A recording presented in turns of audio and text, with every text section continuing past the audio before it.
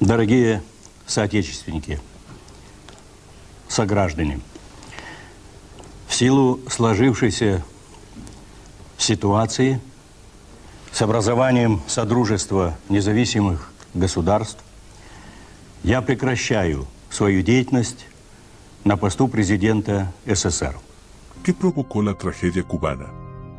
Una pista a quienes todavía no entienden la causa de los males de la isla puede darla el dramático fin de la Unión Soviética, la superpotencia comunista. El desmembramiento de la URSS demostró la inviabilidad del socialismo como sistema. Pero trágicamente, los líderes comunistas cubanos se aferran a esa ficción para mantenerse en el poder. La desintegración de la URSS fue un fracaso tan estruendoso del comunismo que debería haber bastado para terminar con cualquier otro proyecto de ese corte. Lamentablemente no sucedió así. La pesadilla roja concluyó oficialmente en la URSS el 25 de diciembre de 1991. Esa Navidad Mikhail Gorbachev renunció y dejó de existir la Unión Soviética en papeles porque en la práctica ya había desaparecido. El 8 de diciembre, Rusia, Ucrania y Bielorrusia habían firmado un acuerdo para disolver la URSS y establecer una comunidad de estados independientes. Para justificar el fracaso, se argumenta que la federación cayó por un macabro plan occidental o que el nacionalismo de las 15 repúblicas devoró a la federación. Documentos secretos muestran que los líderes occidentales no querían, en ese momento, la división de la Unión Soviética. Entre otras razones, George Bush temía que miles de armas nucleares quedarían sin control. Los estadounidenses sabían que fuera de Rusia había unas 3.000 armas estratégicas nucleares. Nadie podía predecir con seguridad qué pasaría. Además, existía el doloroso antecedente de Yugoslavia, donde la separación de las repúblicas terminó en un baño de sangre.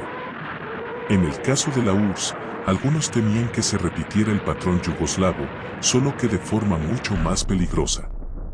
¿Sería una guerra como la de Yugoslavia, pero atómica?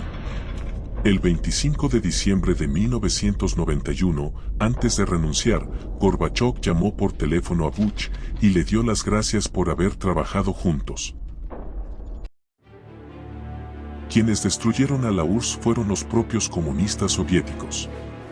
En el momento de su desaparición, la carrera armamentista y la insuficiencia del sistema habían sumido a la Unión Soviética en una crisis económica.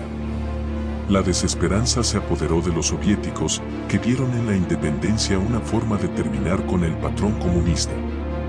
El nacionalismo jugó un papel muy importante. Fuera de Rusia, las naciones vieron una oportunidad de quitarse el yugo de Moscú.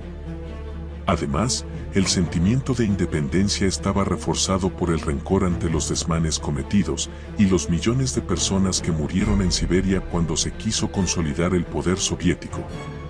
Pero los rusos también estaban cansados del sistema. Querían mayor libertad, más que la obtenida con la reforma de Gorbachev. Entonces se registró una situación peculiar. En las repúblicas, los líderes comunistas asumieron posiciones independentistas. Las mismas por las que habían enviado a la cárcel a miles de disidentes. Todo eso es cierto. Pero lo principal en la lista de causas era el cansancio de un sistema económicamente poco productivo, en una sociedad que intentó anular al individuo en todas las esferas de la vida.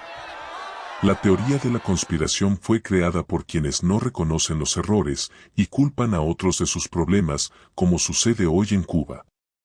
Los líderes soviéticos vendieron su sistema como el futuro luminoso, pero nunca funcionó.